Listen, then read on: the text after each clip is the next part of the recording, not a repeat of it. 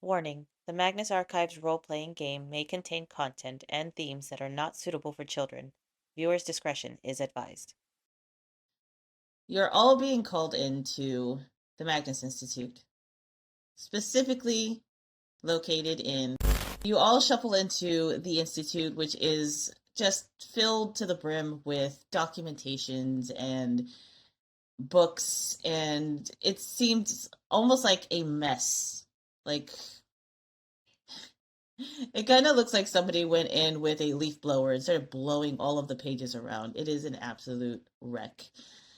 You all have been stationed here. You all used to work at different institutes, except for you, Zane.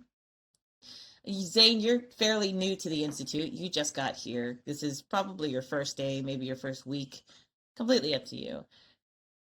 Who gets here first for their meeting with the archivist? I'd probably get there early. Okay.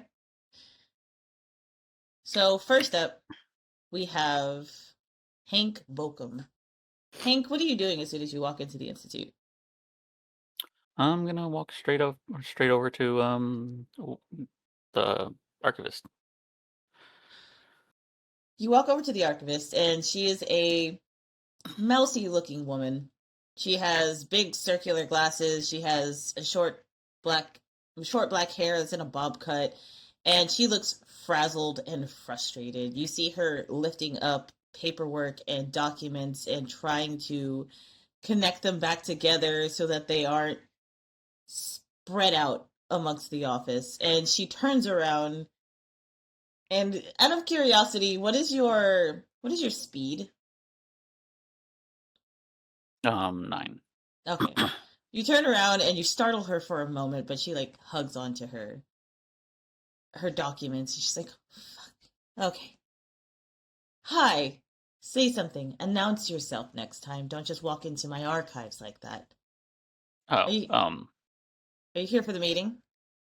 yes, that's what I'm here for. Okay. I will announce myself thus forth from here on out. Okay. Good. Go wait in the break room or something. I'd let you into my office, but it's being cleaned at the moment. Don't worry about it. I'll be going over the statement in just a moment. Did you go over the documentations that I sent out for you and your group? Yes. Okay, good. Yes, I did. Then go wait. Go grab a coffee or something. The coffee is shit, by the way. Ah, that's my favorite kind. Shit? You know what? Coffee. Right. Bye. Uh-huh. Bye. And she just like waves you off, continues doing what she's doing. Who will be the next to shuffle in? Zane. Zane? Okay. Yes. Zane, you walk in and you see the exact same thing that Bo saw, and she is holding this large stack of papers, and it looks like she's just now starting to like breathe and come down from like the stress of trying to gather all the paperwork. What do you do? Zane Quinton reporting for the meeting. And she's gonna slowly turn to you. Oh, you're new, right? Yes, I just started about a week ago. Right, I hired you. Two things. One, I am the archivist. My name is Willow. And two, this isn't a military base. You don't have to say things like that. You know that, right? Well, I know. I figured I'd introduce myself. It's been a week. I feel like I'm just still getting to know everything here. Uh-huh. Okay, well, one of your coworkers is in the break room. Go drink coffee or whatever. Just get out of my sight. I have a lot of work to do. I'll debrief you in a moment. Sure thing. All right. And she like waves you off too, and she mumbles something under her breath, and she continues. Who will God, be this coffee next? tastes like shit. Actually, yeah, let's give you guys a quick interaction since y'all are meeting each other. Hello. I'm guessing this is the break room with the shit coffee. Yeah, it's pretty bad, but caffeine's caffeine. Caffeine is caffeine. Hi, Your my name name? is Zane. Zane. I'm Bo. Nice to meet you, Bo. I guess we're going to be working on this case together. I guess that's what it's called. Yeah, yep, that's seems like it. I got yelled at because I didn't announce myself when I came in. I also got scolded. Were we not supposed to meet? It wasn't clear where we were supposed to meet. She seemed a little disheveled. Maybe she's busy. Busy is a word I'd use. Have you seen that room? Yeah. Well, she needs help. I don't mind. I'd like to organize things. Actually, it's a guilty pleasure of mine. Well, she seemed a little bit more annoyed at me being there, so Yeah, same here. So I wonder if the next guy will just walk up to the room. we'll see. Which we will cue into the next person who walks in. Who would like to be the next person? Is there any way that Ein and myself can walk in together since I'm his right? Yeah, absolutely. You could do that. As we walk in, if possible, I would like for Willow to know Ein, but to be completely unhappy with Ein being assigned. Oh, don't worry, I got that covered. Okay. All right. Willow! Oh no. No, no. I have no. your favorite mocha. Yeah. Ein walks in, hands you what is essentially your favorite type of coffee. Thanks. And she'll take the coffee. Like, she'll snatch it out of your hand.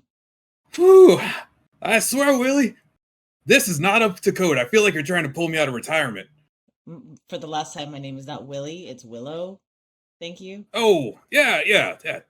You know what, Willie, Willow. It's great. It's, yeah. Anyway, when is the What do you janitor's mean? last bit of here? Obviously, I don't want to be in your business, but 3 you feet. in the back of the leg. It's supposed to be 3 feet. Any paperwork against the wall. It's got to have a clear in the back of the leg a little harder.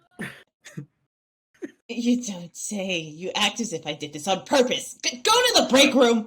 Go. All go. right. I will debrief you in a moment. Get out of my face. So we'll go ahead and go to the break room really quick. Ian and Durs, you walk into the break room and you see Zane and Hank sipping this absolute shit of coffee. Hanky, how you doing? Oh, look, you got someone new here. You're gonna want to dump that. That hasn't been dumped or cleaned in a week. Oh, okay. To be honest, I wouldn't touch anything in here. It's, you know what? If you're wearing gloves, it's probably fine. Here you go. And Ein is going. I love that everybody calls him Ein now. That's your name, Ein. My name is Ian, but I have long since given up on correcting you. And they hand out black coffee to everybody. The sugar and creamer is still good. I brought that in yesterday. Thank you. Appreciate it. I'm guessing we're all working on this case together. Well, to need so many people, but yes. To find working, I'm here to drive you guys. This is basically it. It's a technical So term, y'all but really yeah, get basically get along together with Willow out there, huh? Oh, Willie? Yeah, me and her are tight. Right. Oh, Willie.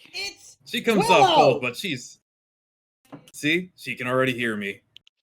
She walks into the room. That's how big our connection is. Oh, hello there, Miss Willow. Hi. Okay, take a seat.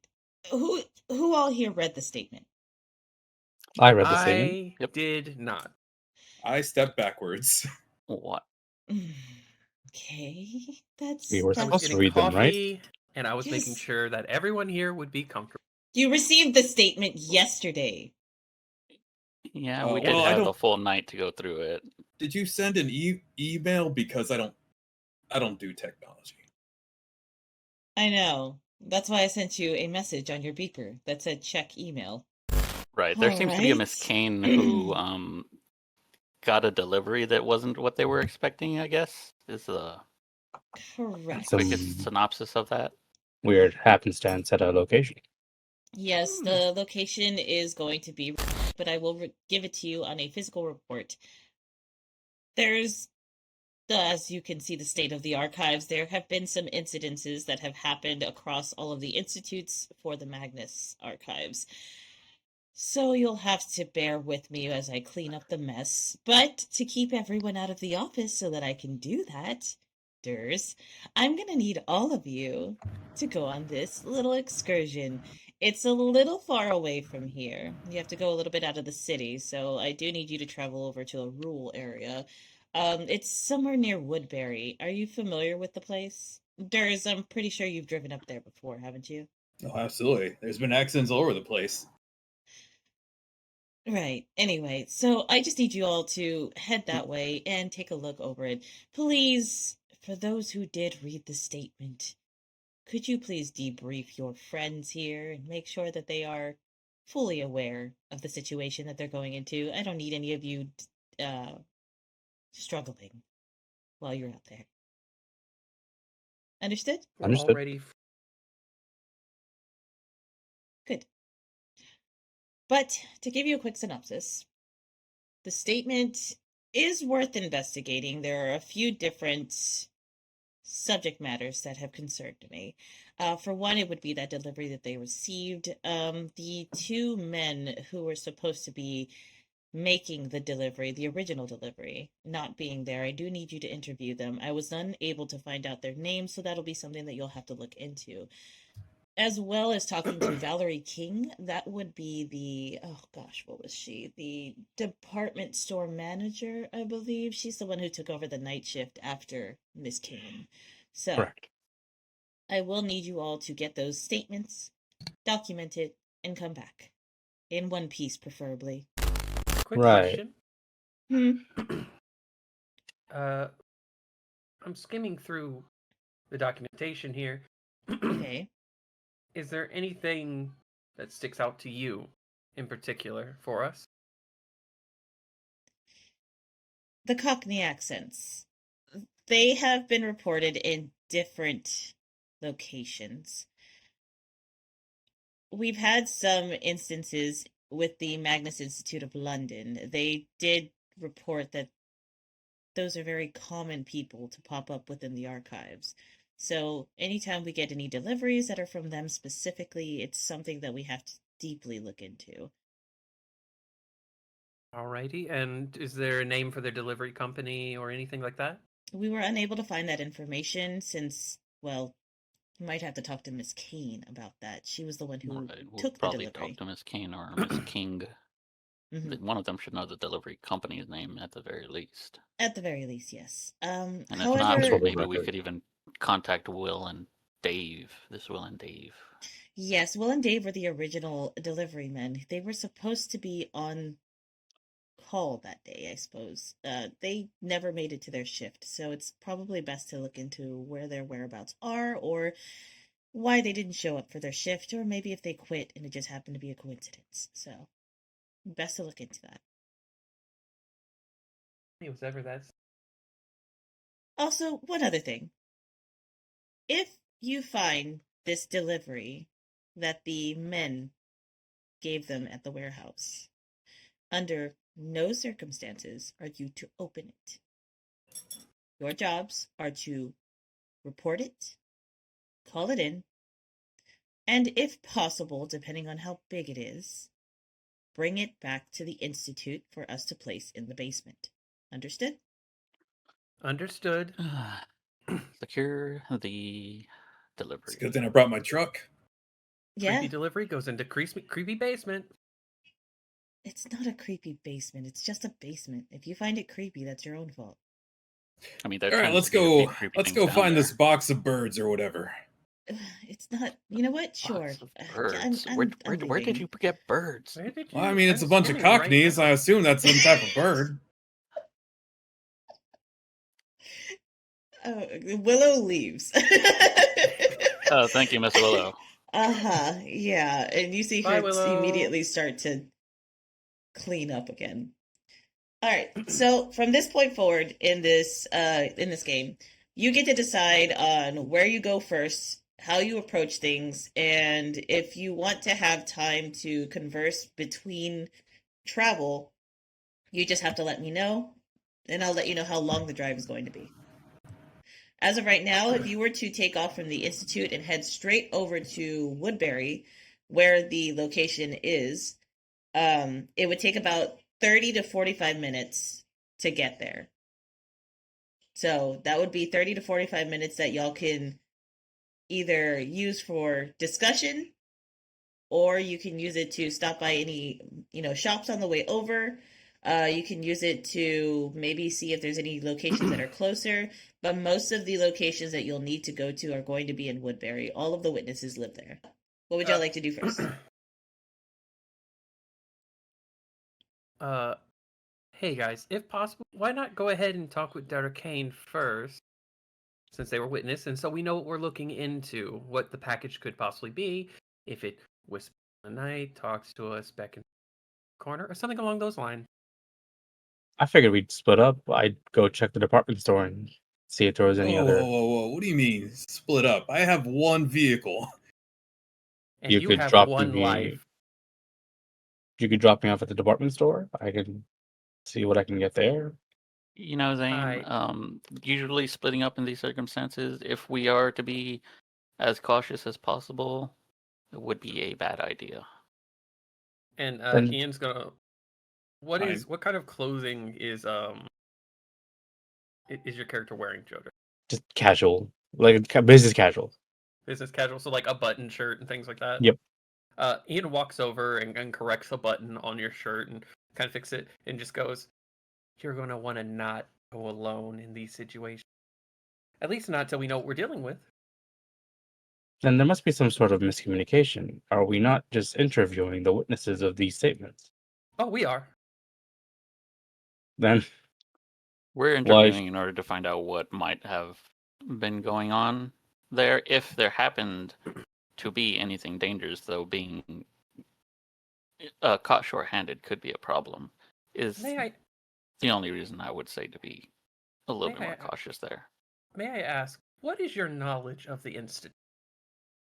I really haven't looked into it. I just knew it was a place that was hiring right off my studies as I graduated, so figured I'd apply. What did you focus on in your study? Usually forensics. The Institute focuses on oddity.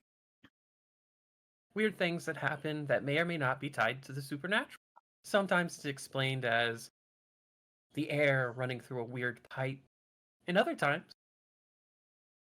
someone willing to butcher you or something. So I highly recommend that, unless you are very, very accustomed to the ins and outs of the cult, to not just go wandering off on your own. I hear a lot of talking and not a lot of working. Before we start, I think it's very, very important that I tell you a few rules before we get into my car.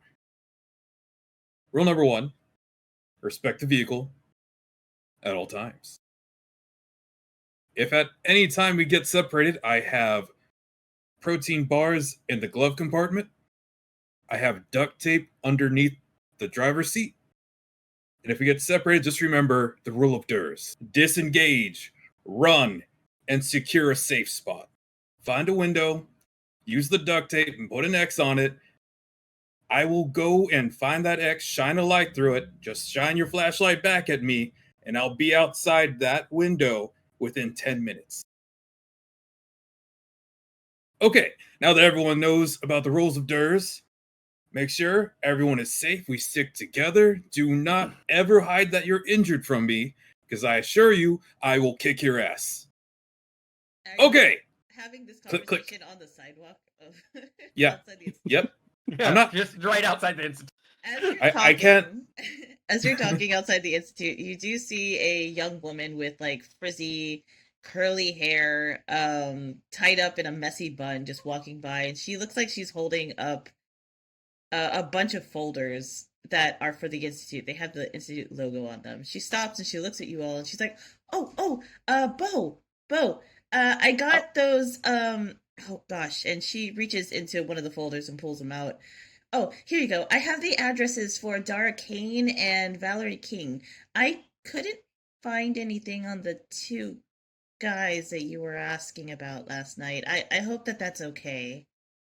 Oh, this will be plenty. If anything, we'll ask Miss Kane and Miss King if they happen to know anything about the delivery guys. Maybe they've chatted with them before, and if not, maybe the company will be able to tell us more about them. So, thank you Right. very much for this. Yeah, of course. And then, of course, if you need anything else, just feel free to ask.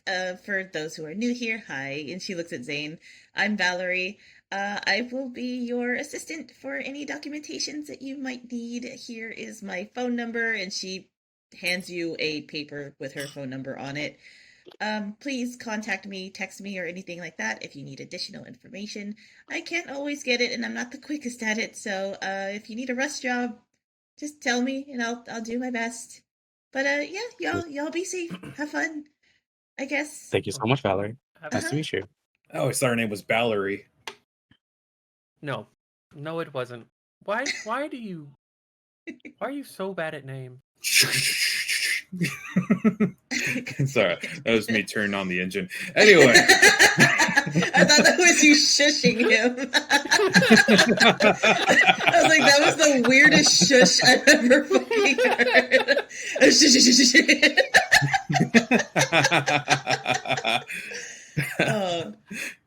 All right. All right.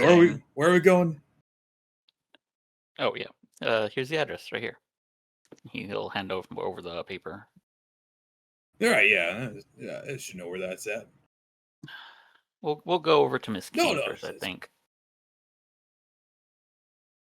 Oh, seatbelts. Already on. Okay. Y'all So, are Zane, going to we're be going so to good at this. we're going to go interview a few people, and of course, we're looking for any weird and mysterious things. That's kind of why we're here with the Institute. But you never know, some people in and of themselves might just be a little bit more antagonistic than others. So it is better, I feel, to be going in a team. At the very least, you want to have one other person with you, just in case anything. Hey, real quick, does anyone alert to speed bumps? I say 2 seconds for running over a speed bump.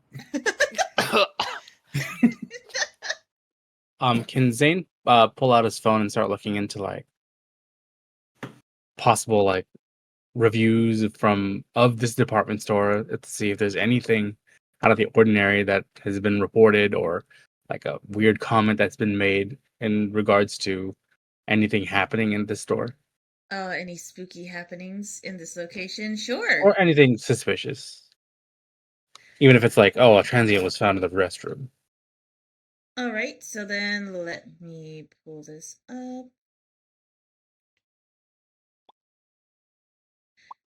All right, so I'm gonna need you to roll a d20, and then tell me what the roll is. That's a 17. Ooh, okay. So with the 17, just on the dice as it is, you should be able to pull up any information needed.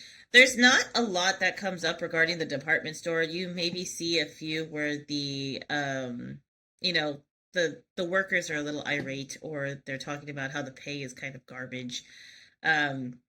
People don't really like working there, or they don't really want to work there anymore. It just gives them the creeps sometimes at night. That's about the gist of the information that you're able to receive. Nothing unusual pops out. There's nothing that's kind of like, oh, I saw this kind of creature, or I saw something really weird.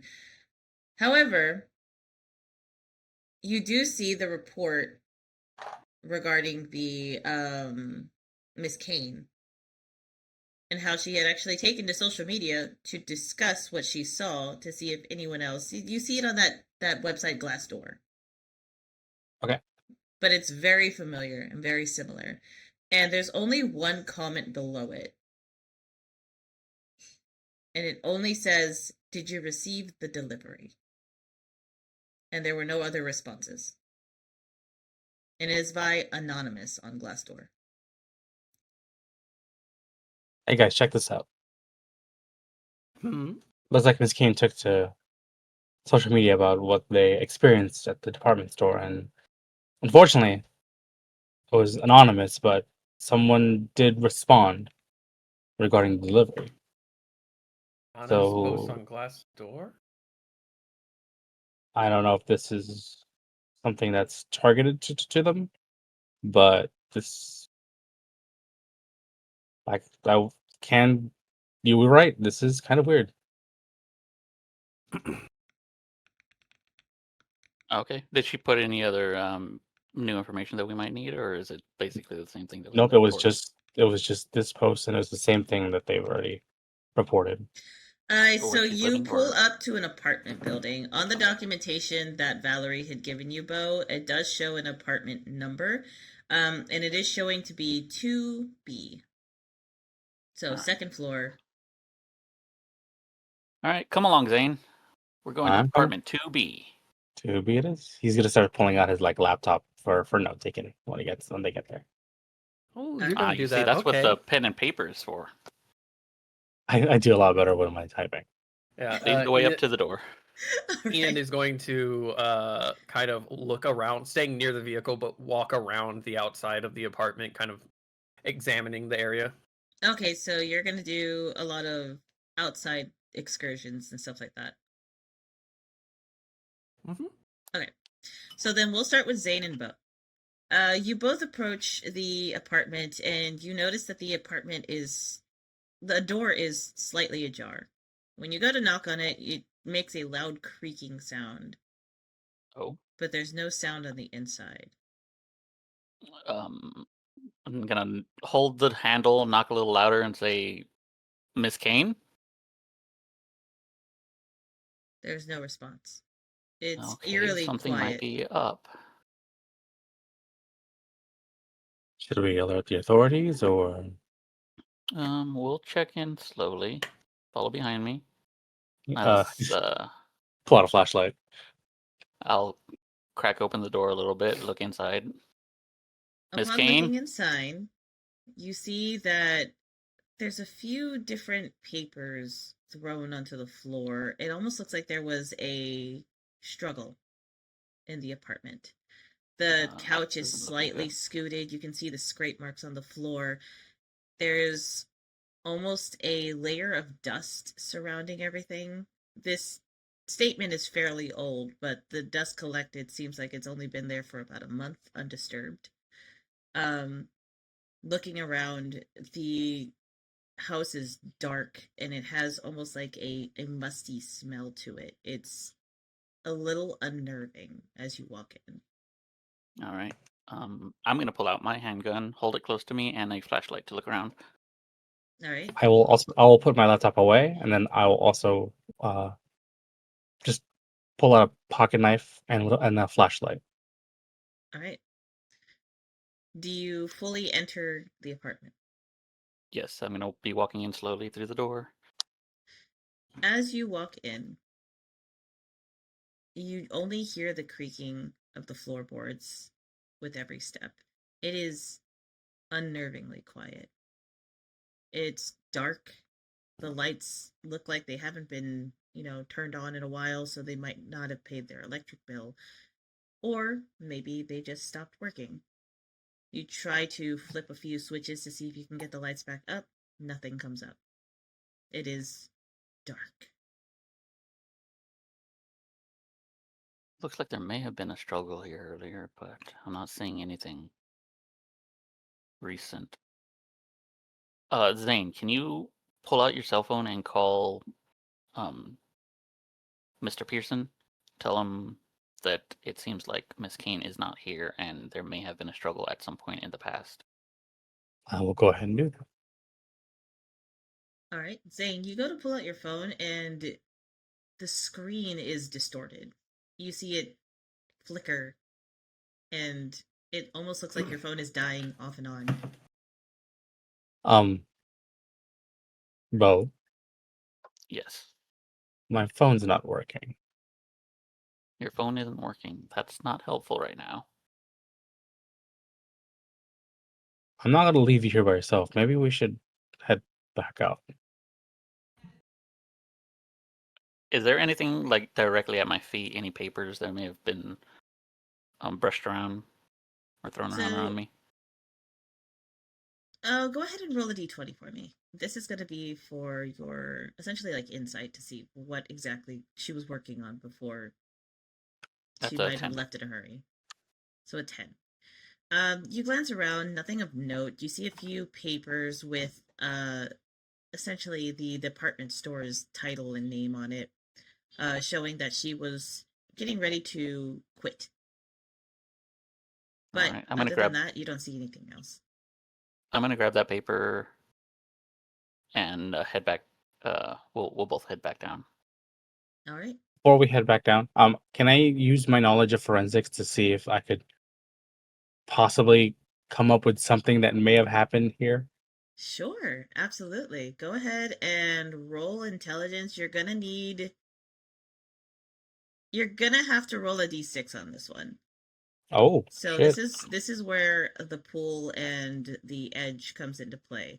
What is your character stats?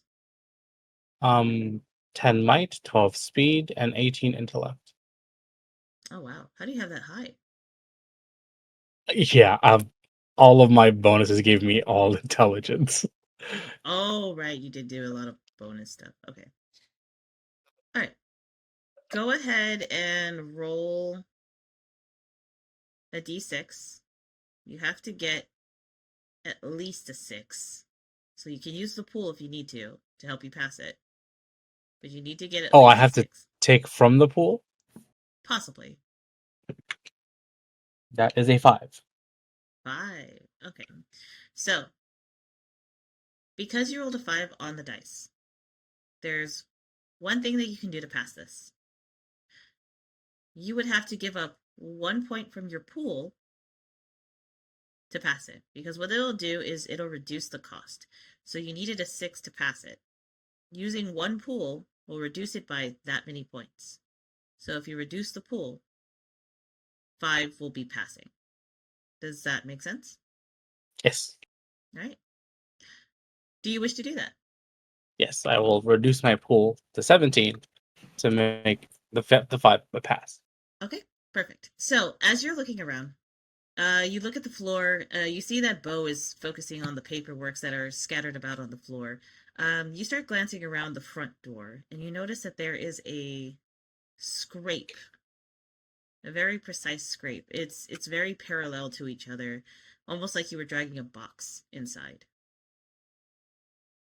And you see that the drag marks for said box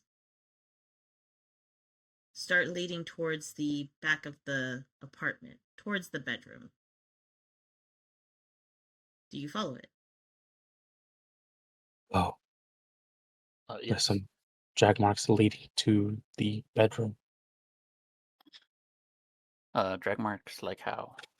Like something was being carried over there. All right. Well, do you want to go check it out, or do you want to go back down and bring in at least one other person so we can check it out? I think we should check it out now. All right. Let's head over there slowly, and we'll move in that direction. All right. Who's taking lead? Is it Zane or is it Bo? I'll take the lead. All right.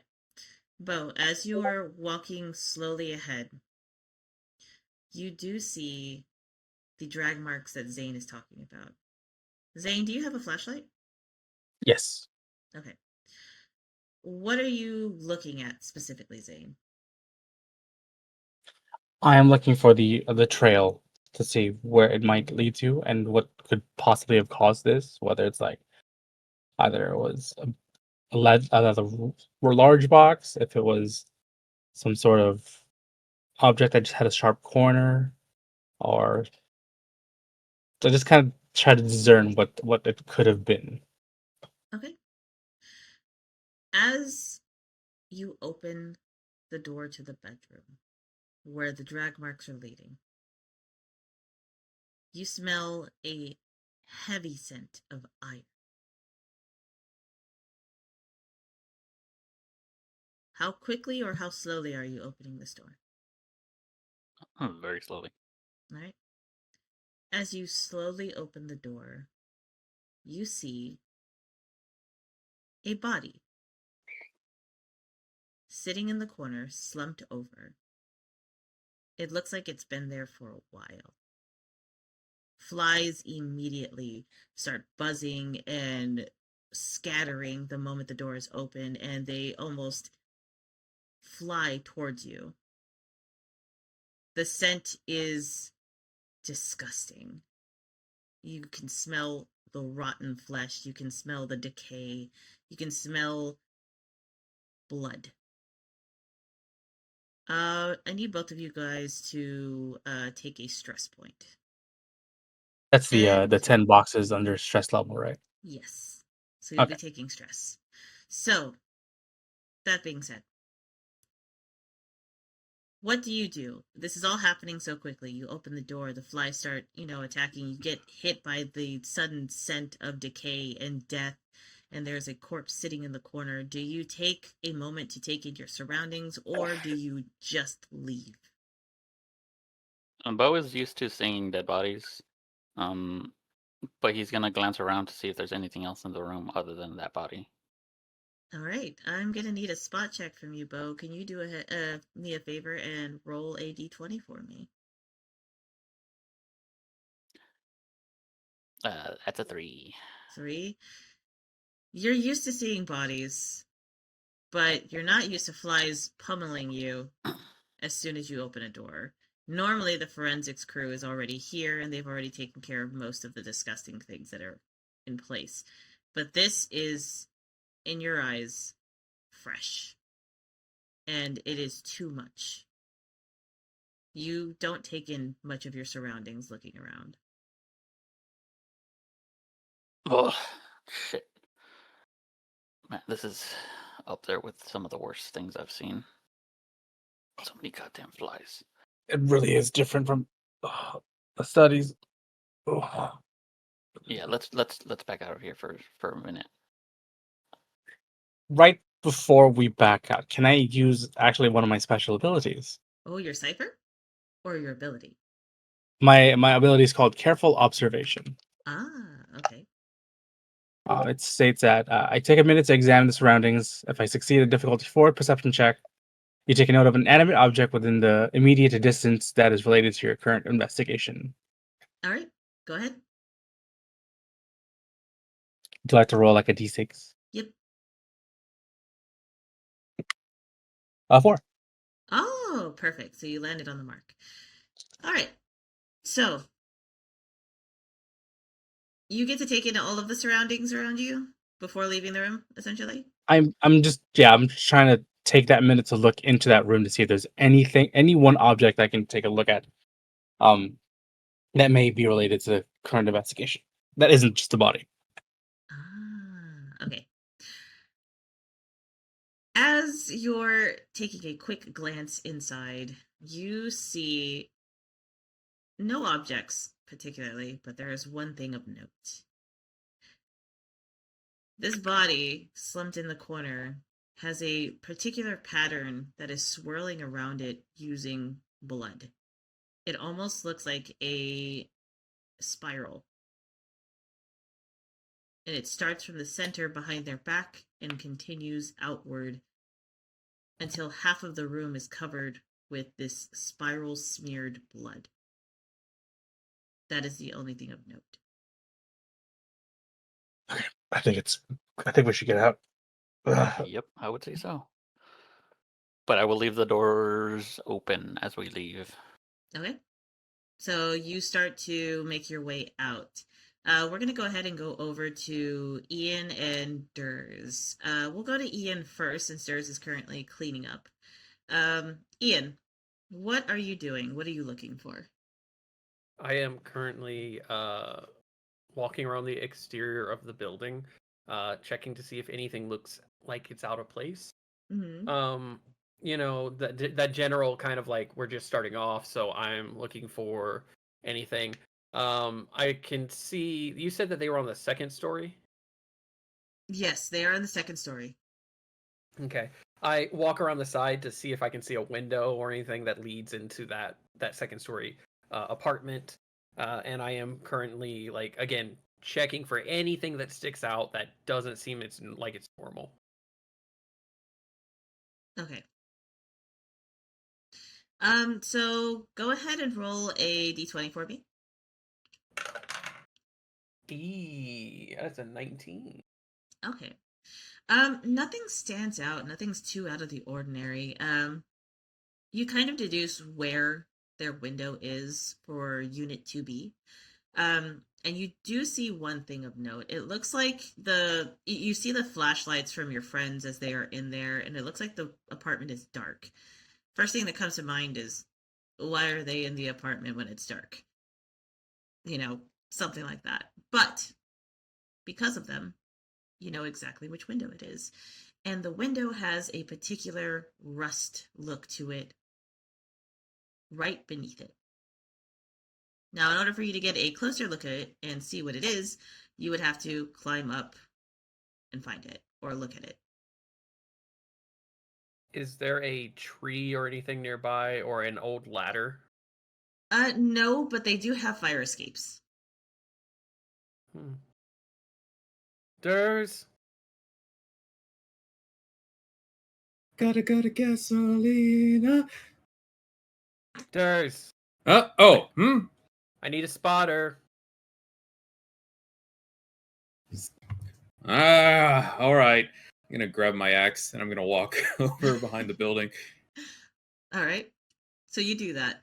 You walk behind the building and you see, in your opinion, Ein, looking up at this window, and you note the same exact things that he sees. You see the fire escape, which is not up to code, by the way, and there seems to be a red rust color beneath the windowsill, and flashlights shining through as if somebody is hurriedly running out of the apartment. So, quick question here. Yeah. So I guess to the DM. Mm-hmm. Does it look like the fire escape has been used? Do I see like some peeled paint chips or something that may indicate recent use? Yes, you do. It does look like somebody used it recently. Oh, that's weird. Look at that. And I'd point to some of the rust that's been peeled off the ladder. That's been used pretty recently. And would it also look like, DM, that the ladder has already been dropped for it rather than it being up top where it's supposed to be? Yes. These are all usually these things are all spring loaded, so they return back to kind of where it would start off. But yeah, you can definitely tell when these things are used. And I'm just gonna use my hand axe to reach up and pull the ladder the rest of the way. And you do that, and you hear an audible click as it there you go into place. Alrighty. And I'm gonna loop back to the front and check around. Usually, whenever there's some type of issue here, people hang around. Here. Oh, found with me. Alright. Besides, if they need you, they'll scream. And Ian's gonna go ahead and climb up to the second story and pull out a handkerchief. Okay. And kind of rub the rust with the handkerchief in order to collect some, and then close the handkerchief up. Okay. So you've collected a sample. Make a note of that. And you can mark it as red rust. Red rust sample collected. And I'm peering through the window. Can I see anything inside? You see your friends running out. But that's about it. It's pretty dark in there.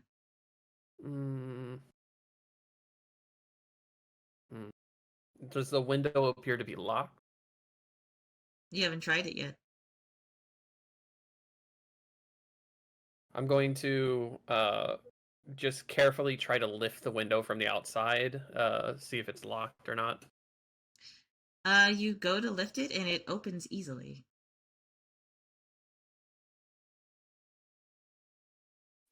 As I open it, am I hit with that same smell? Yes, because they left the door open, you are hit with the scent of decay.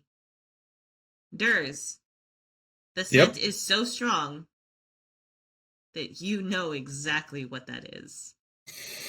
Oh, wow. That's a very old dead body. You don't say.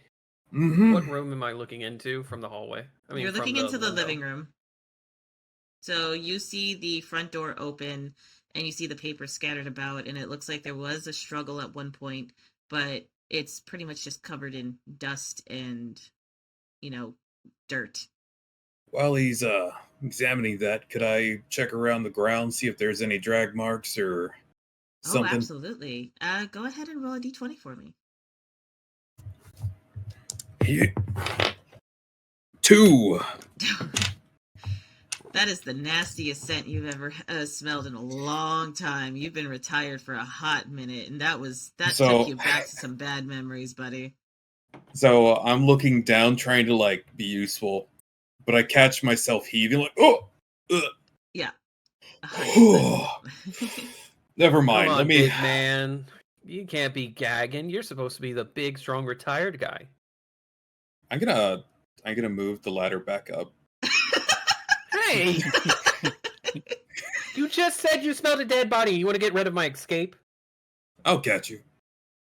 Ian, you can either jump down or you can go through the window. Your choice now. Where? Hey, guys! They are down the hall and already coming out the front door. They don't hear you. Shit. I'm not going in there by myself. They're going to climb down to the first story, like right above the first story. And they're going to try to finagle with the ladder. You mean finagle? After Finagle. after I see Finagle. them, mess with the ladder, I'm just gonna reset and put it down. Dick. We're gonna go back to Bo and Zane as y'all are running out of the front of the building. You notice that Durs and Ian are not at the car. What do you do? Pearson, Sanders, where the hell are y'all? Oh God. Round the corner. Oh, thank God. So, you found a dead body. How the hell did you know that? His nose is very, very good. Once again, how the hell did you know that? Oh, we found the fire escape Oh, and a window. well, I guess that would help, huh? Yes, So there what- seemed to be a dead body in there. I might assume it's Miss Kane, but we don't know anything about the way she looks. And honestly, the smell and the flies, they took me out of the moment. I couldn't really get a good look at her. Did you get anything from the room she was in before leaving? Yes, I found I a took paper the- that looked like she was gonna quit her job took- anyways. I took note of a very weird detail, but what's the protocol here? Do we call the authorities? What kind Do of we detail? a spiral pattern of her blood coming from her slumped body all the way around the room? God damn, Zane, you got some good eyes. I didn't even see that. Yeah, that's what I went to school for. DM. Was Yes. it bludgeoned or was they stabbed? I couldn't tell. Everything just happened so quick, and the flies. DM, with working with the Institute for 3 years,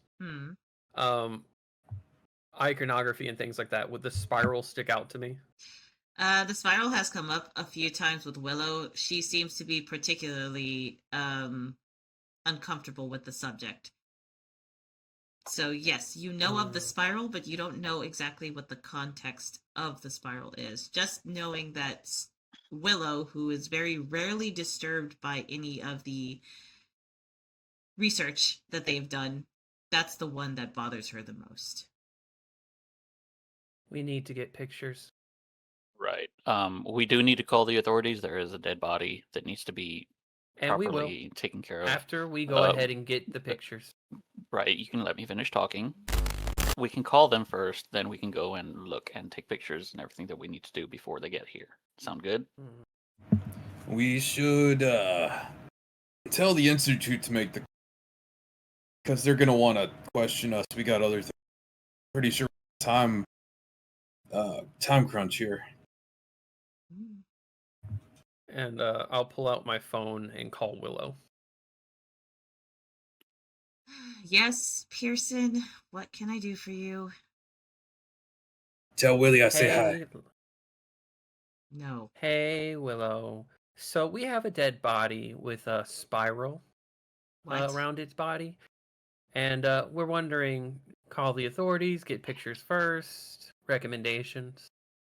Take pictures, send them, and then call. Well, no, don't call the authorities. They'll bother you. Just contact. You know what? Better idea. Valerie, be a dear. Could you go over to Woodbury for me? Just have Valerie call it in. She'll deal with the authorities. It'll be fine. Understood. We'll make sure not to leave anything behind on us. Please, no fingerprints. I can't have that coming back to the Institute again. Of course. Who are you talking to? Oh, can you ask Miss Willow, who took the interview from Miss Kane, if she, what she may have looked like at the time? As you speak, I just turned my cell phone around so that you're kind of speaking into it. Yes, Bo. So people who come in with their statements, they usually walk to the Institute and write them up themselves. I simply documented by voice recording. So she would have come in herself. I was the one who took it originally. She had long black hair. She was kind of built. I guess it's from her picking up so many boxes, but honestly, she was a fairly tall woman, maybe 5'9" on height, but nothing of note. She wore a lot of No other distinguishing features. No tattoos, no glasses, or anything like that. She did have a tattoo of a rose on her shoulder. That's all that I could really note. Left or right? Right side. We'll go ahead and check it out. Who wants to go with me inside? Click. Before we go inside. Before we go inside, Right, so Ein, your phone won't work. I tried to contact you, but it was going on and off. It was going crazy. So unless you have some other way to take a picture, I don't think our phones will work. Let's see. Oh, 1 second. Gonna head to my truck. Oh. And what are you going for, Durs? I'm gonna go find my Polaroid. I have like a disposable. That will work, actually. Durs, do you have any gloves in your vehicle by chance? Yeah, of course. What do you need? Latex? Or are you talking just regular leather gloves? I got some fire retardant gloves, but that's basically it. I'll take the latex just to make sure I don't touch it. Okay, it's in the medical bag. All right. Ooh, grab me a pair. Hey, hold on. There's only like 4 sets in there, please. I'm gonna have to operate on one of you probably before this is over. I'll buy you more. I have some in my pocket here. Oh, might as well with all your free coffee you're getting. So, as the boss stated, and I stand in front of the open door with the smell of blood lingering, hands up with a finger pointing in the air. Boss said, leave nothing behind that leads it to us, and that they will go ahead and handle the call to the authorities. Yeah, I don't really consider them an authority in this situation, but we'll go ahead, do what we can, investigate, stick together, and if anything weird happens, scream. It'll be your default choice anyway. And they turn around on their heel to walk in. All right. So wait, what was the split here? Am I going in with Ian, or are you guys? Am I staying with the car?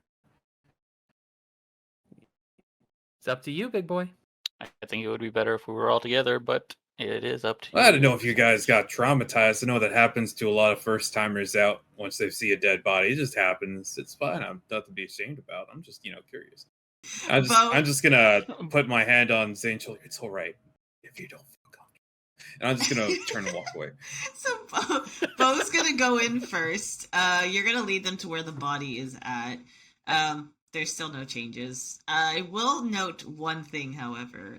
Because y'all have walked in, the dust has been kicked up. And that also means that there's several footprints in the dust on the floor now, left behind. Wonderful. Did you leave the window open, Pearson?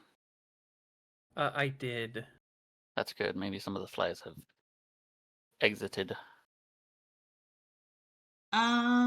So, well, I assume that Zane, Bo, and Pearson are all going to where the body is at, right? Correct. Durs. Yes. Since you're the last to walk in,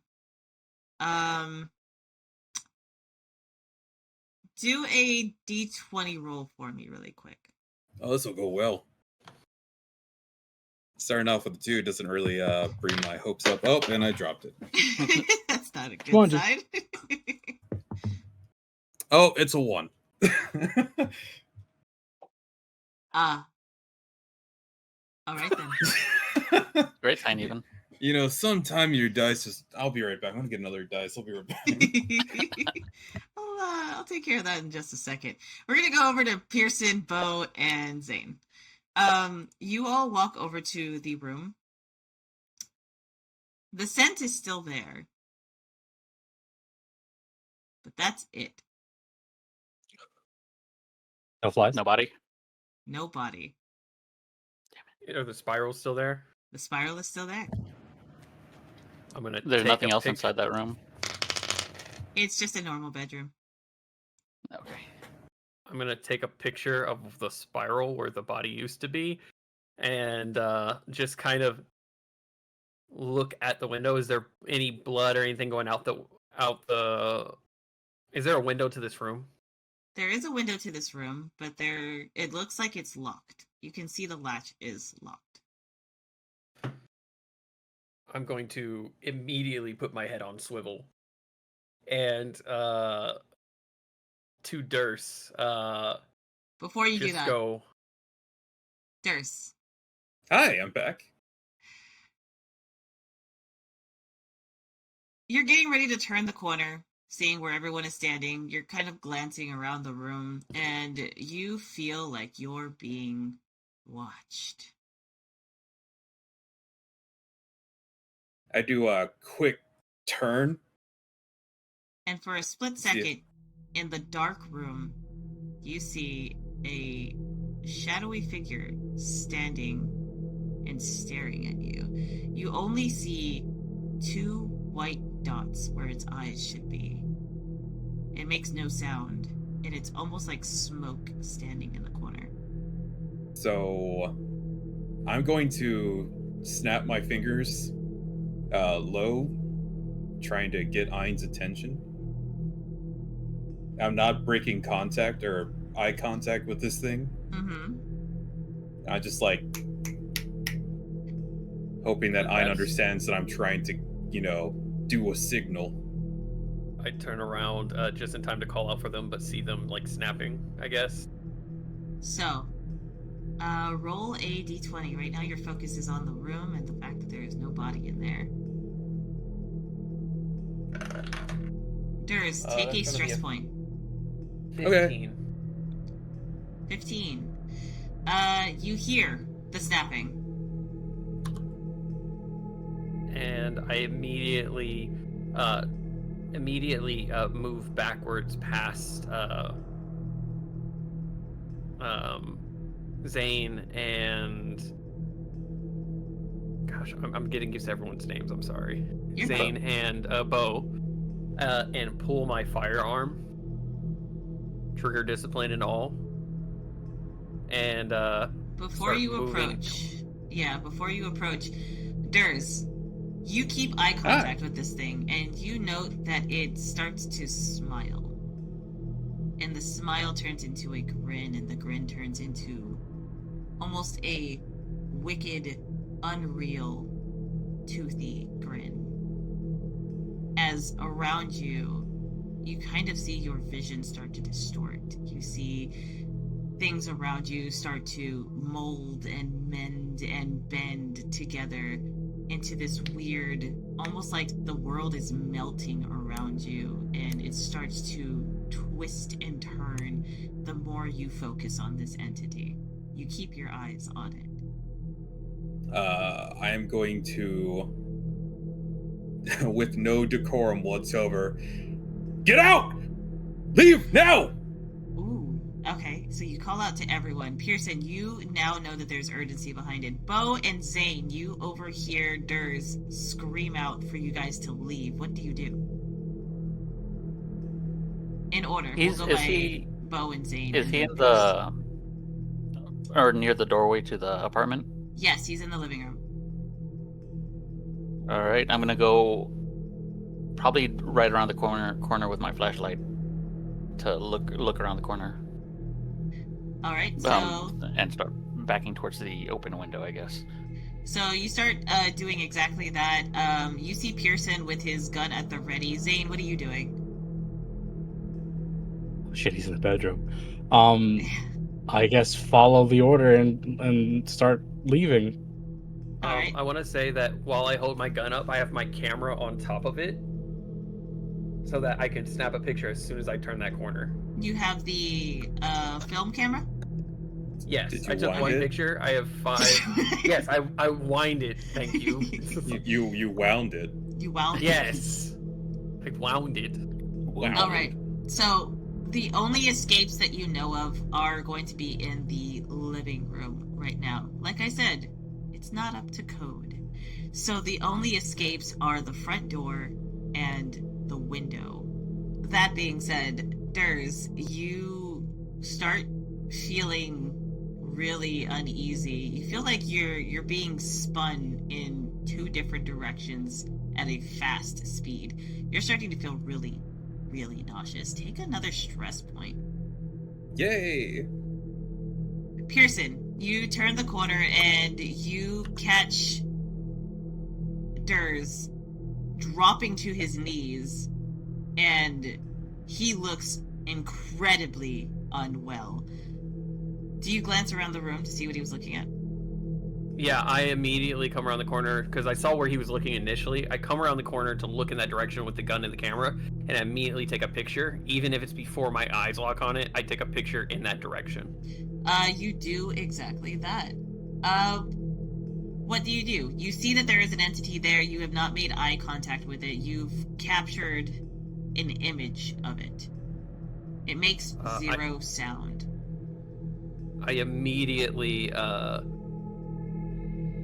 put the camera in my purse and then proceed to grab Durs and kind of almost like drag him towards the exit. Whichever one is closer to us. Is the door closer or is the window closer?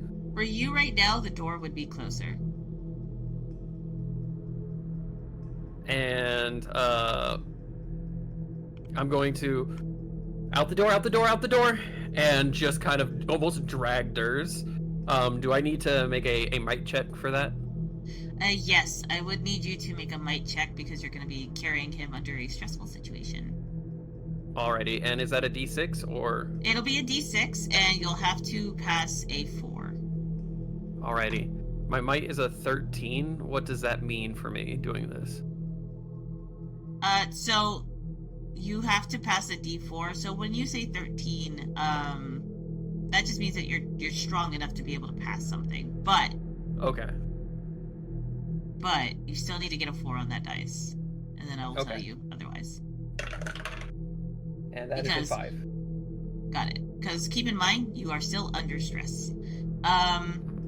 So you can pull him out. You are not going to be the quickest. You start dragging him towards the door. Bo, Zane, what are you doing? You see Pearson start dragging Durs, but you don't know what they're running from. Right. At this point, I did start backing towards the window. So how far away is that? The entity would be about 25 feet away from it. Okay. I tell Zane to quickly come along, and I kind of shine my flashlight around to see if I see anything. You shine your flashlight around, and as you get to the corner, you spot it for a second. Roll a d20 for me to see if you look it in the eyes, or if you just kind of glance at its body, or lack thereof. It's a 10. 10? Alright, so you catch a glimpse of almost its eyes. You don't look it in the eyes yet. But you do see that there's something there. It's not making a sound, and it's starting to move towards you guys. Zane, what are you doing? He's gonna follow Bo and into window. Alright. So you head over to the window. It is already open, so you can just climb through it and get out to the fire escape. In the meantime, Pearson and Durs are already back down by the car. They're waiting for you guys, so... All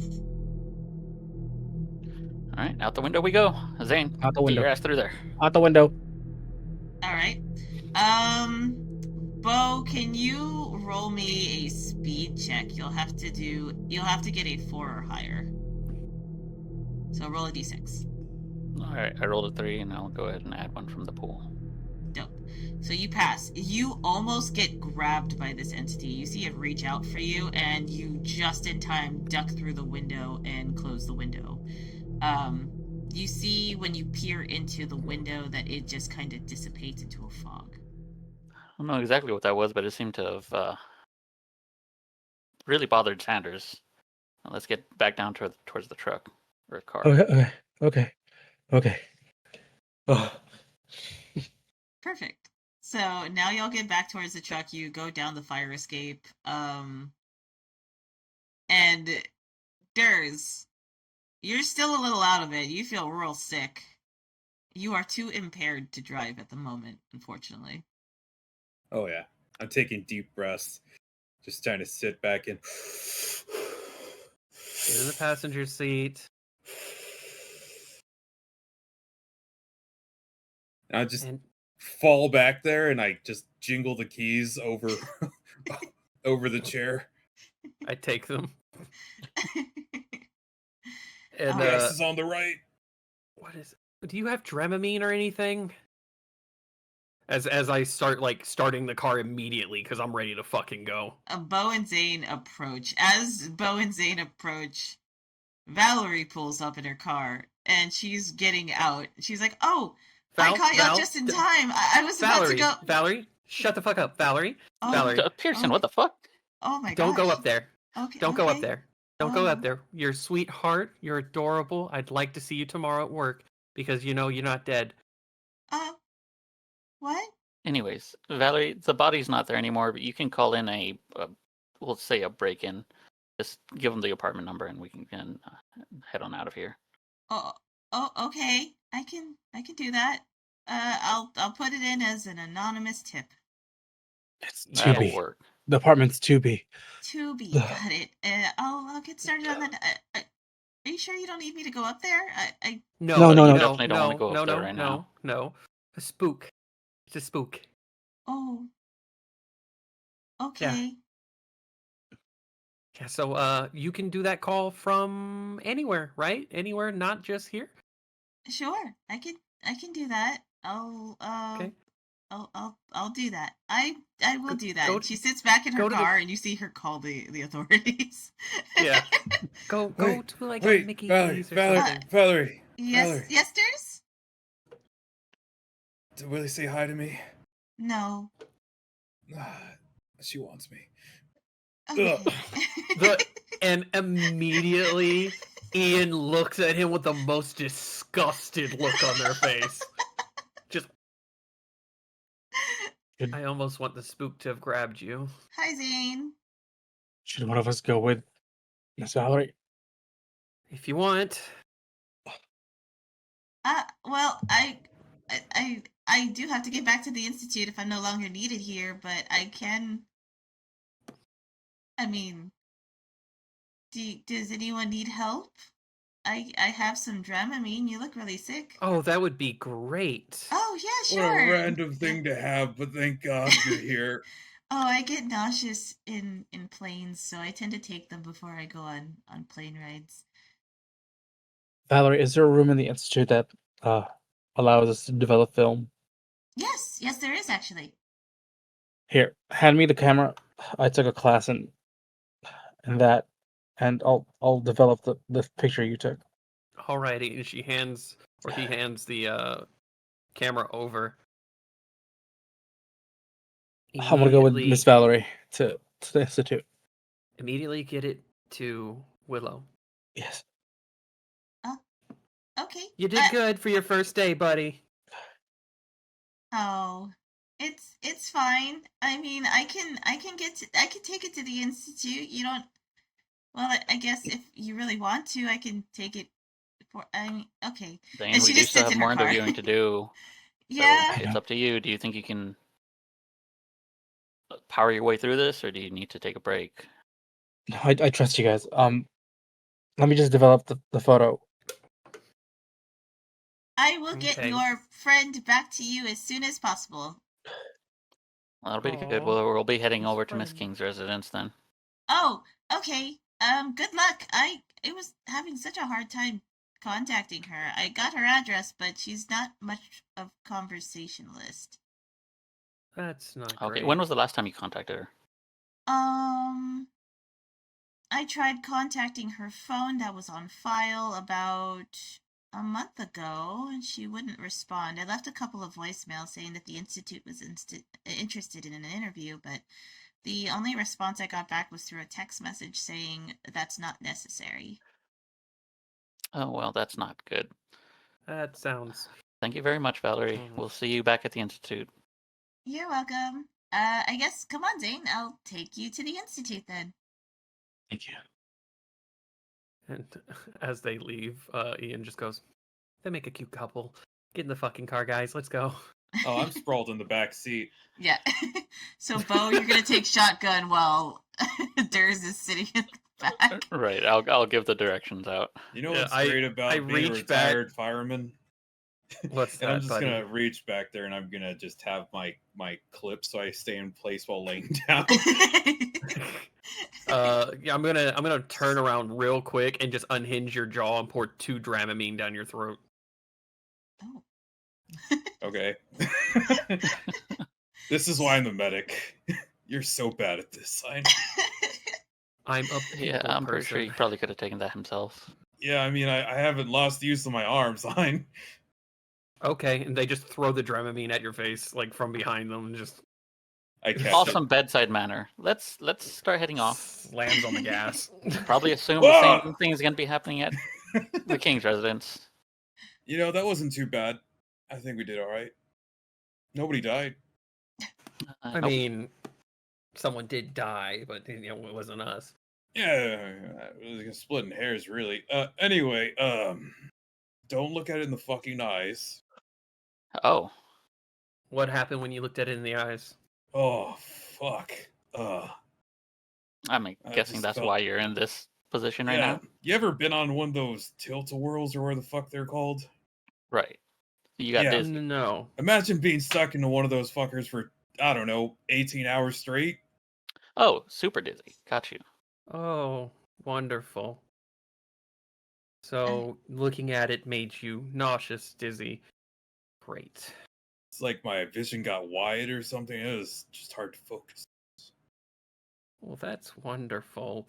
And Ian looks visibly upset. Don't look at its size. Ein. What? Put in my mixtape. No. That It is helps a- me it is not- relax. That is It's a not a de-stressor, mixtape, Helps me actually. relax. That is a de-stressor, and you all have points of stress. I don't have points of stress. I was the only person who didn't get a point of stress during that whole encounter. Regrettably, I reach into the secret pocket underneath the dash, where there are essentially 2 of Durs's like. Yeah, it goes Cassettes. from mild, medium, and a high for stress level. Yeah, and just grabs the high stress level and puts it in, and it immediately just goes, We're gonna go over to Zane and Valerie. We'll say that your travel takes about 30 minutes to get back to the Institute. Valerie is a fast driver. It's problematic. She cut a lot of corners to get to where she's supposed to be. So you get back to the Institute, and she opens up your door, and you just kind of collapse out of it from the sheer speed and zooming that she was doing through the streets. Thank you for the ride. Yeah, no problem. The photo developing place is in the basement, actually. Okay. Please I tell me would there's be lights in the careful basement. and make sure Why? you go through the right door. You don't want to go into our evidence locker. That would be really bad. Okay. All right. And he goes to the basement. All right. As you go into the basement. Also, would you say that you had a stress-free car ride with Valerie? No. No. Then you still have your point of stress. So, on your way to the basement, you don't see Willow, but you do see that the archive is pretty clean. It looks like it was almost cleaned instantly. It's spotless now. No papers, no dust, no nothing. As you go deeper into the archives, the basement is dark. They don't really have a lot of lights, and whenever you do turn on the light, it kind of flickers on and off. And there are 3 doors in front of you, 2 on the right, 1 on the left. Does any of them say evidence? One of them does. It has a golden plaque on a large oak wooden door that says evidence room. But then there's another door that also says evidence room, and then a third door that has nothing on it. All right. She said, don't go to the evidence room. So this must be the development room. And he opens the door without the plaque. You just open it. Okay, so you open the door.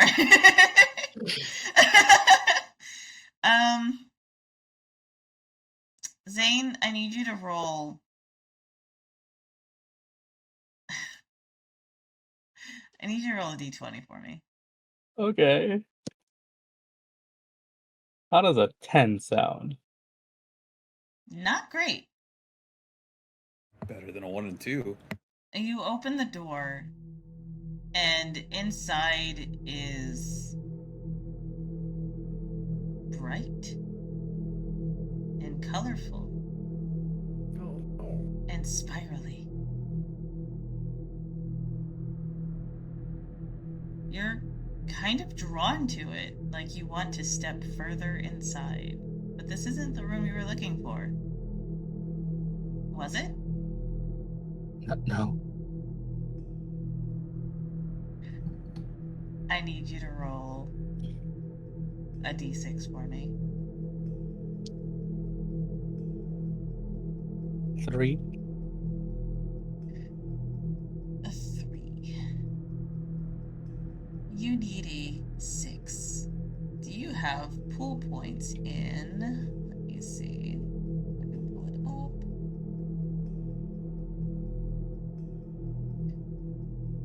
In intellect.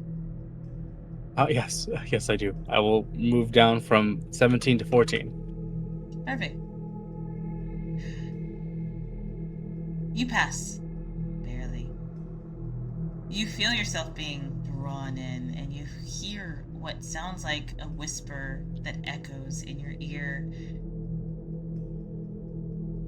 And just as you're about to take a step in, Valerie grabs you by the shirt and yanks you out of the door, slamming it shut. Oh my god! What were you doing? What room was that? You were staring at the wall! And she points to the wall, and there's no door. But there's 3. No, there's 2 doors here. That's the evidence room. She points to the one on the right. And that's the dark room for photo developing. And you see that the plaque no longer says evidence on it. It says dark room. Right. Thank you. Valerie, Okay. Should I stay here? I should stay here with you, shouldn't I? Yes, please. Okay, sure. And she opens up the dark room, and you see that it's got, you know, all those papers that were upstairs? Yeah. They fall out of this room. It looks like somebody kind of just shoved them in there, out of sight, out of mind.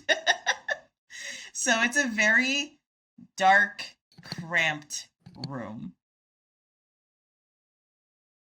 Valerie, can you take me to Walmart, please? Yeah, I could do that. And she closed the door and walks back up to the staircase. I'm gonna need you to take another stress point. Yeah, I can say that was pretty stressful. But not just one. I need you to take 2. All right, that was very stressful. Alright, we're gonna go ahead and move on to Pearson, Bo, and Durs. You do arrive at Miss King's house at this point. It's an actual house. Yes, this one is an actual house. Alrighty. Who wants to walk around the premises with me before we go inside? Yeah, that sounds like a good idea. Have I recovered any stress level? You have recovered all of your stress. For everyone who had stress in the car ride, you have recovered all of your stress. In the future, when you want to recover stress, that can be several different things, whatever your character deems to be stress relieving. So, if listening to music like Durs likes in his car, then yes, absolutely, it would be a stress reliever. And it is instantaneous the first time. If you need to relieve more stress, for example, with Zane, who has multiple levels of stress points now, he would have to take an instantaneous one, and then it goes up 10 minutes, then an hour, and then 2 hours, and so on and so forth, until you've had a full rest that will get rid of all of your stress. But you can take intermediate stress relievers. So they stack. If you use an instant, you can do a 10-minute right after. If for some reason you don't have stress levels, like Pearson, for example, and somebody decides this is going to be the time for the group to relax and de-stress, you don't have to use your instantaneous de-stressor. You can save that for a different time. So while you're taking an instant stress relief, everyone else can take a 10-minute or a 30-minute or so on and so forth. So you won't use up any of your time spent if you do that, just so you know. You do get to Miss King's house, and Pearson wants to do a quick walk around of her house. What do you do? Oh, what time of day is it? Right now, it is the late evening, so the sun is starting to set. It's getting dark. Okay, we'll do a quick look around the house. Do you want to stick together or split apart and meet back at the back? Yes. I'm gonna unclip myself and just slump out of the car. Oh, that actually did wonders on my back. All right, let's go for a walk. I would like for us to stick together if possible. All right, we'll go around the left side. All right. So, moving forward. The house looks a little bit abandoned. And I say abandoned because the front yard is overgrown slightly. The porch and the shingles on the house seem to be falling off or just haven't been repaired at all. But this is the address that was given for Miss King. It just doesn't look like anyone's lived there in a while. As we walk by it, did the front door look like it was open also? No, the door is closed on this one. Okay. And the Is there a driveway? curtains Through have windows. been drawn too, so you can kind of look through them, but you don't see much. They're kind of like those see-through curtains. Okay. Is there a driveway or garage? Yes, so there is a driveway on the left side of the house and a parking garage that's kind of in the back. So you'd have to drive down the parking spot in order to get to it. I'm just gonna go to the driveway and check and see if there's any signs of a vehicle that have been parked or idle. All right, so we'll start with you, Durs. As you're walking up to, the garage, you see that the garage is closed. So you'd have to either open it up or find another way in.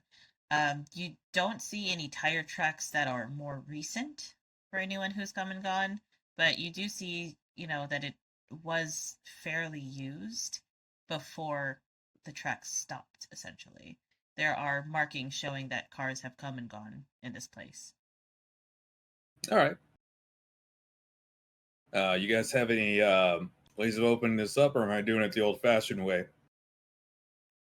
Did you try to lift it? You think an old man's gonna lift this? Come on. I Oh mean, my it depends on God. what the garage door is made of. With the gloves on, I'm gonna try to lift to see if it's unlocked. All right. So you try to open it. It is locked. It is pretty much like sturdy. It does not budge. Are there any windows to the garage or anything like that? Yes, but they are caked in dust. Is there another regular doorway into the garage at all? You do see a doorway on the right side of the garage, and it looks like that's the regular walk-in entrance. I'll go test the doorknob. You go to open it up, and it's locked. Well, this one's locked too.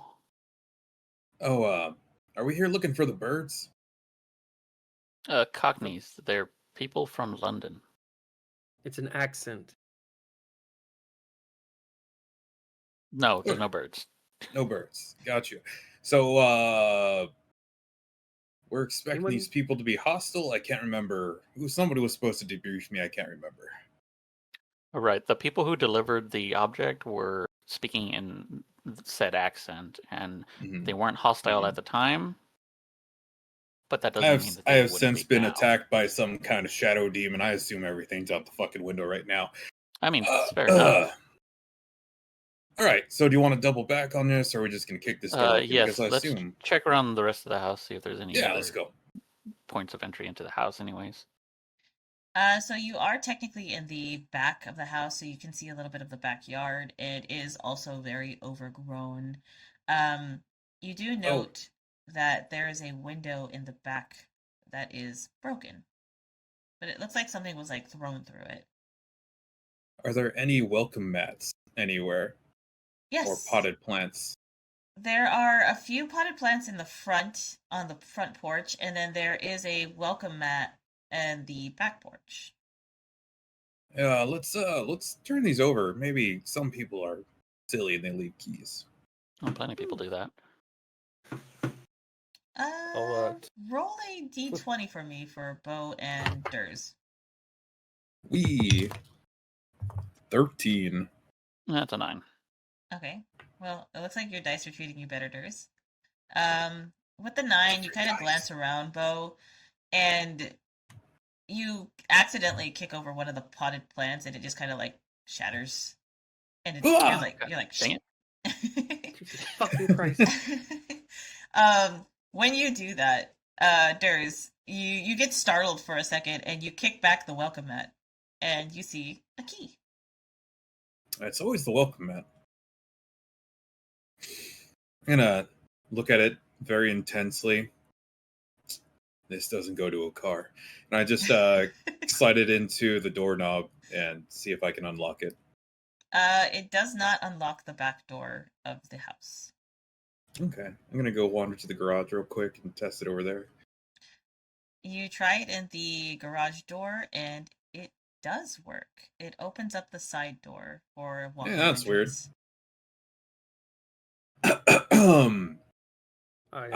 Hank, I found the key to the garage. I pull up my flashlight. I pull up my flashlight and turn it on. And before, no, sorry. I was just gonna shine it into the garage without going in. And what did you want to do, Hank? And before walking over there, I'm gonna look at that broken glass window. I want to see if it looked like something was thrown into the house or thrown from inside the house outside. So I want to see if the glass is inside or outside. That is a great observation. It looks like something has been thrown out of the house, not inside the house. Is there anything on the floor that looks like it was what was thrown? No, you don't see anything of note, but it's also possible that it bounced off of the back porch into the tall grass around you. All right. Then we'll head over to the garage first. All right. So you head over to the garage, and we're gonna go to Pearson. Pearson, whenever you flash your flashlight into the dark room, you see a large van with big words on the side of it that state Beacon and Hope. Okay. And I'm gonna like look at it. Is that like, does it say anything about like what that means on there? Is there like anything about the type of company it is or who those people are? All you see is Beacon and Hope.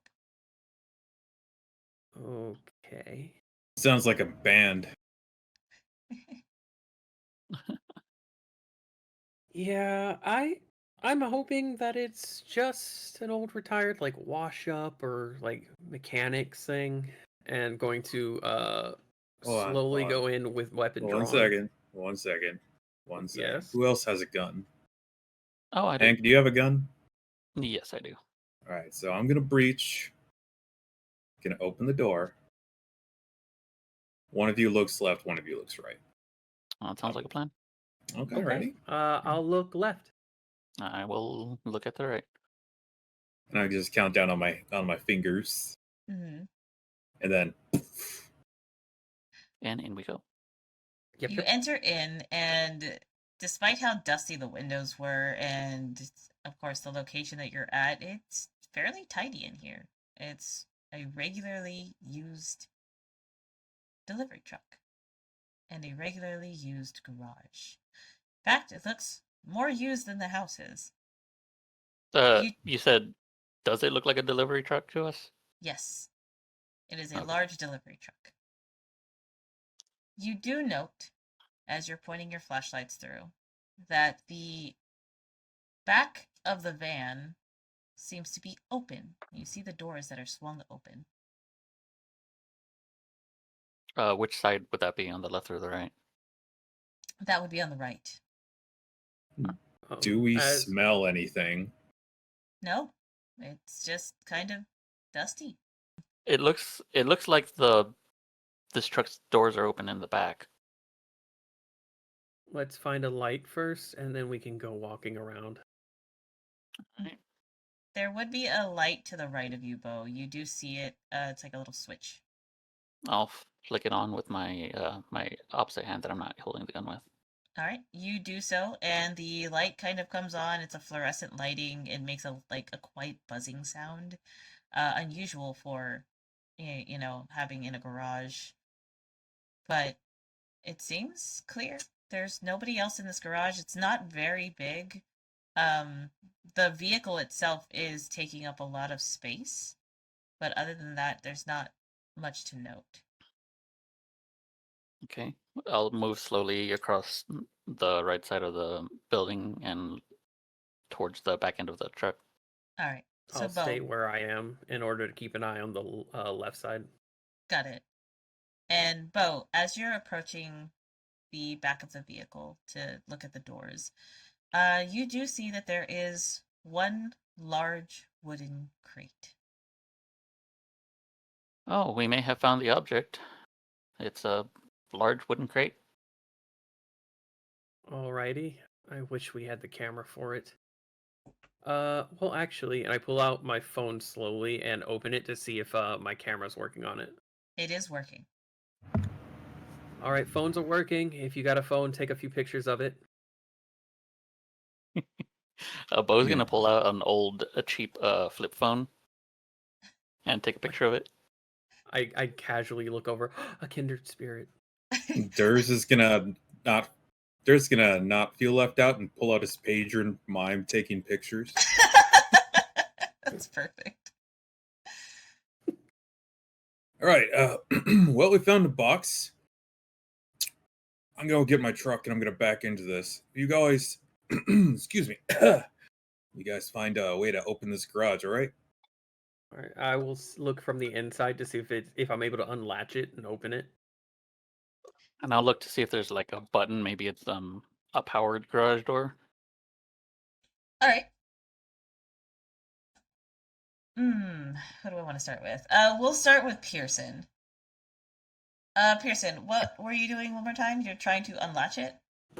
Yeah, see if the door is latched to keep, or the garage door is latched to keep it shut, and if so, try to unlatch it so it can be opened. Okay, yeah, so you do find a way to unlatch it and open up the garage door. It just kind of slides open with ease. And you can see down the driveway now where the car is parked. Okay. Oh, that opened easy enough. Yeah.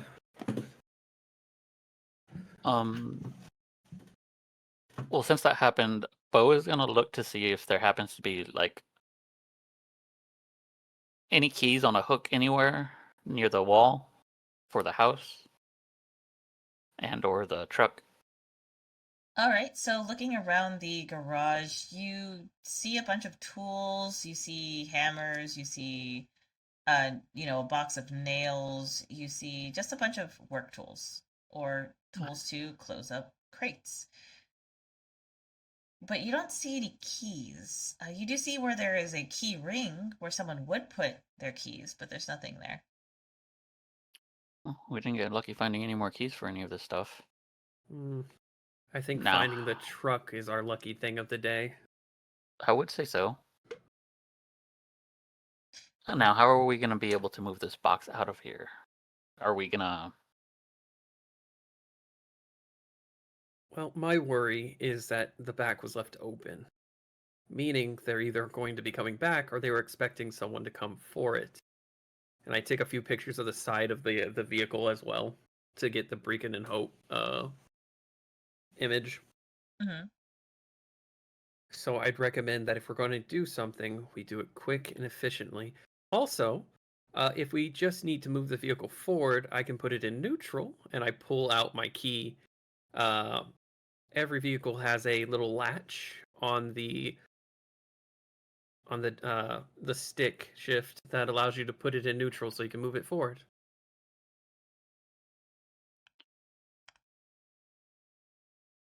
So we won't be able to drive it, but we will be able to move it out of the way so we can at least see about getting the package. Yeah, that would probably be our best bet so we don't have to, I guess, finagle our way with the box around the truck. Alrighty. Darius, So I'm going to go to the... What are you doing during this moment? Oh, I'm getting on my truck. All right, so you're going to pull up the truck as close to the crate as possible. Yeah. All right. Pearson and Bo, as you climb into the van to remove the crate, you see that there is a note attached to it, and it says, "To whom it may concern."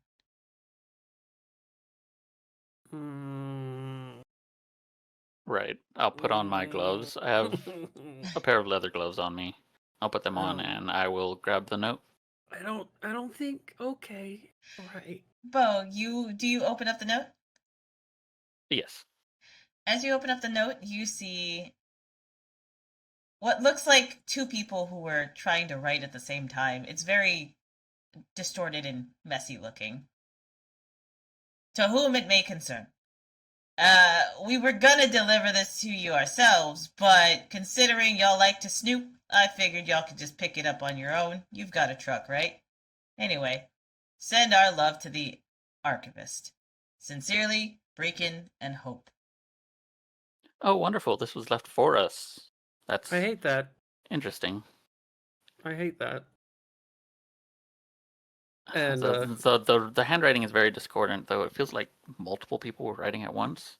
To make this part as easy as possible, I'm going to need all who are going to be lifting this box to make a might check. So you're going to have to roll a d6, and you have to pass a 7 to carry it. It is heavy. all right, with the three of us working on it, we need a 7. Yes, it is heavy. Okay. Okay. Before we do that, I'm gonna look to see if there's a dolly around. Okay, go for it. Go ahead and roll a d20 for me. Oh, is it a D20? Oh, Oh, never No, mind. no, no. It's a Uh, D6 for you guys for doing might. I need a D20 from Bo. That's So we 15. need 7, right? Yes. Yes. All right. So, did you get a 6? Yeah, I got a 6. I got a 3. So while I guess Hank's looking for a dolly, we just lifted and put in the truck. You can try to, but I'll get to that in just a moment. All right, Bo. Ugh. What did you roll? Yeah. 15. 15? You look around and you look in the back of the truck, far back of the truck. It was almost hidden by the crate. There is a dolly. So, Durs, Hi. with you getting a 3 Yeah, don't worry about it. and Pearson getting a 6. Pearson, did you use any pull points? Yeah, I use a pull point to make it a 7. All right, cool. You passed. Oh, You I need to use. you need to have a 7, otherwise you will fail Okay. that. How many pull points so I can just use points in general or something? So if it's your might, you should have pull points that you distributed that equals 6, and then if you got any other pull points, you can go from there. What does it say under pull and under edge for might? I got 1 edge. 1 edge, and then how many pull? I don't know if I did this part correctly. Oh, okay. What is your might? My might is 15. And you are what is your protector? Protector? Yeah, so they're all 10, 10, and then my intellect would be 8 as base stats. Okay, so then you have 5 pull points. Okay, so I just had to use 4 of my pull points in might. So you got a 3, so you'll need 4 in your pull points. Yeah, that's fine. Okay. I use 4 of my pull points. You do that. I won't need it. You got Fine. it right. So y'all are able to lift it, maybe not with ease as much as you would like it to be, because Pearson is not built for That's strength, fine. despite them passing it. So I you're might just, actually have honestly, I'm just more impressed that you're doing it in heels. Eat shit. That all this shit. that was an honest. First off, they're not heels, they're pumps. There's a difference. You know, guys, there's some things that make things easier. There's a dolly back here. Well then, bring We're it over here here. so we can use it. It's I too late. am, but y'all started Too lifting. late. Oh, it's too late. Oh, it's too late. It's Yeah, too yeah, late. you do see It's them too lifting late. it. Hank, so you see them lift it off of the truck, and then you just kind of place the dolly below it so that it's just easier to roll it over to the truck. So you don't have to spend any pull points because you were smart about it. That's accurate. That's So, very accurate. so you start rolling it over to the truck. Y'all load it on, I hope, carefully. Yes. As Sure. it's loaded into the truck, do you secure it or you just kind of let it sit there? I'm secured. I have all my usual clips. It is a work truck after all. All right. A So- workload rider. You have received the package necessary that Willow has requested, but you still have not found Miss King. No, it's fine. We don't need to go through that house. We got what we need. Let's get out. No. We kind of have to talk to Miss King. If we don't, Willow will have our asses. I'm pretty sure Willow said get the box. I'm sorry. And interview Miss Hold King. on. Sorry. I'm sure Willie would want the box.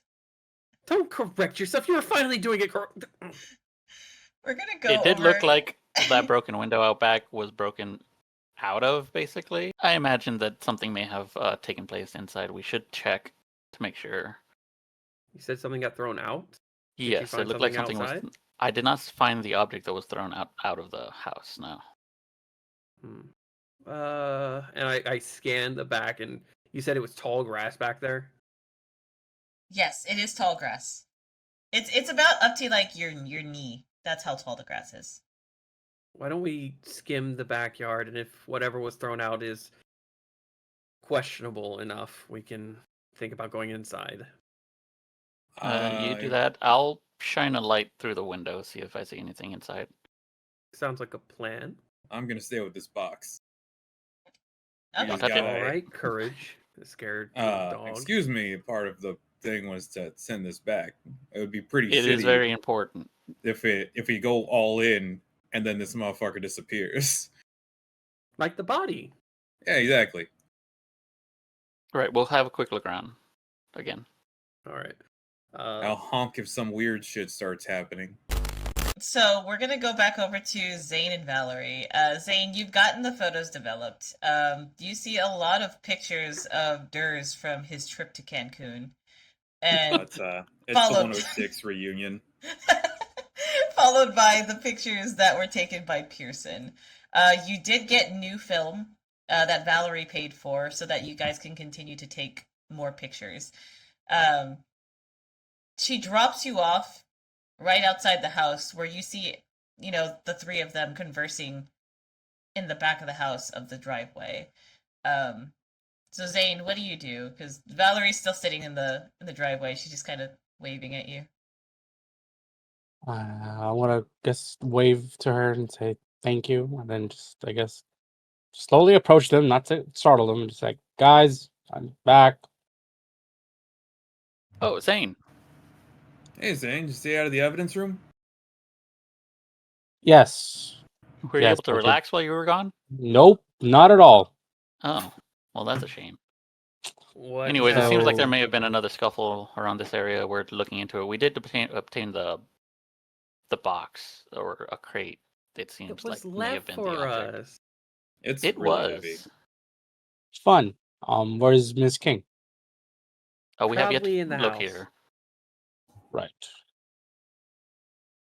Did you Or not? in the tall grass. Just have to ask. We have yet to locate her. We found the box before we were able to enter the building or really knock or anything.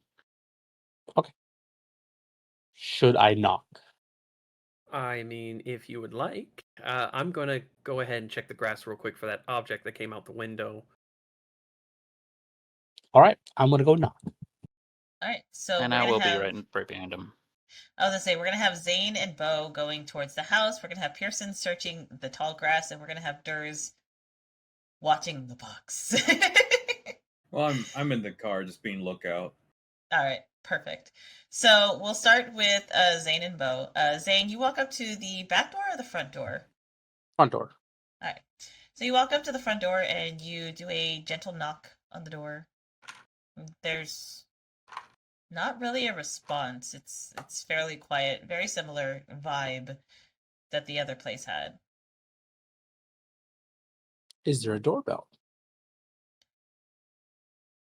Yes, there is. I will ring the doorbell. You ring the doorbell and it makes almost like a buzzing sound, like a kind of sound. Ew.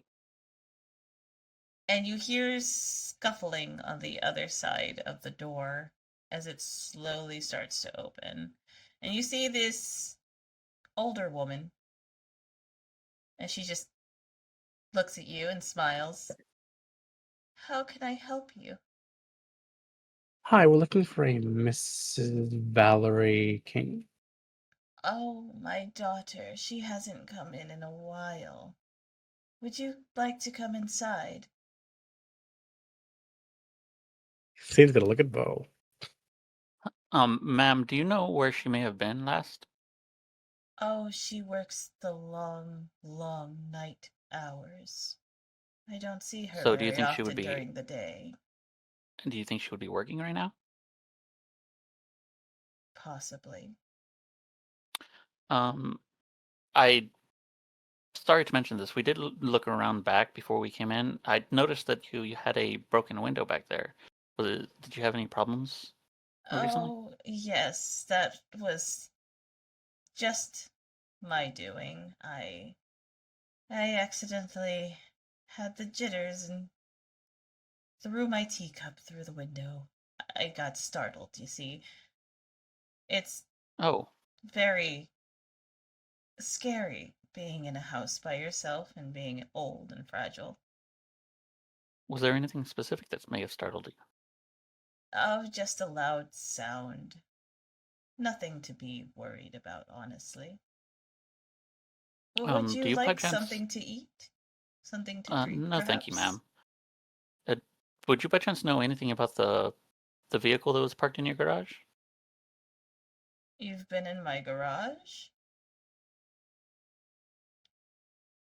We just happened to notice that it was open and we looked inside. Oh. Well, it's just an old vehicle. Some nice young men like to park their vehicle in there whenever they're out on business. Nothing too worrisome. Why? Was there something wrong with it? We were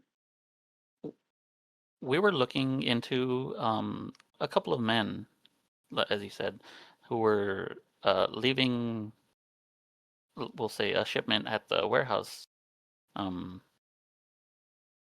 fairly recently, maybe like a couple months back. And we were just wanting to get into contact with them. Do you happen to know their names? Oh, no, I do apologize. I do not know their names. They are acquaintances of my daughter, you see. I I don't delve into her personal life or what she does or who she does it with. I am just simply here. Well, okay. One more thing. Did they happen to have an accent when they spoke? Something maybe like from the London area. Oh yes, they did have some sort of funny sounding accent. I wasn't familiar with it. I've heard it a few times on TV, but nothing important. Okay. Well, thank you very much for answering our questions, ma'am. We'll let you Of get back to course. doing what you were. If you need anything while your friend is sifting through my grass back there, please simply knock. I will tell you or give you whatever you need.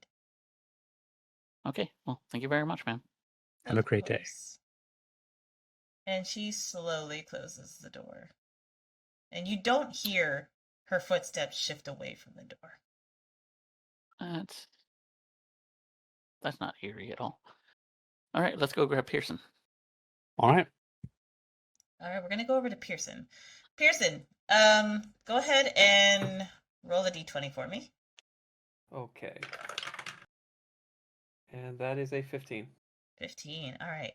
Looking through the grass in the area that you think it might be, you do find an object that looks like it might have been thrown. And it is an old cell phone that looks like it has been mangled a bit. You don't know if it still works because it's dead. Okay. And I'm going to, kind of while I'm still in the grass, pocket that into my purse. Okay, you do that. And then I'll stand up and kind of look around the area, see if there's anything else that sticks out to me. Roll a d20 for me again. This is going to be your perception on the area. And that's a 20.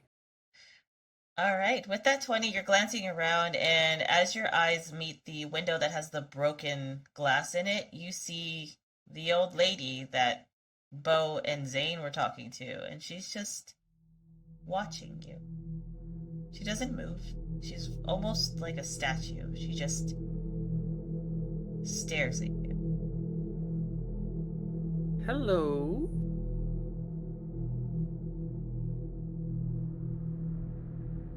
Hello? She doesn't respond. I take a few steps forward, not many. I have the skill psychology. Okay. You're conversant with the study of human behavior and therapies developed to address mental health.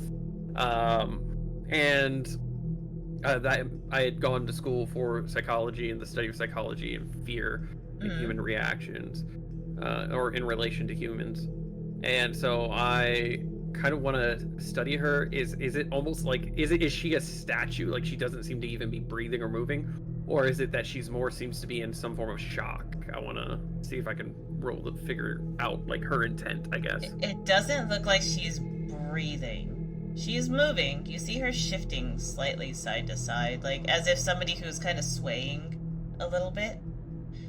But It's almost unnoticeable, the sway. But you do note they are not breathing. They are just watching. They don't blink. They don't smile. They don't even react whenever you move closer to the window. Would my, based on that, with the fact that like my character, because you've seen my sheet, is kind of built around the idea of understanding people, would my body and mind be screaming, "That's not a person"?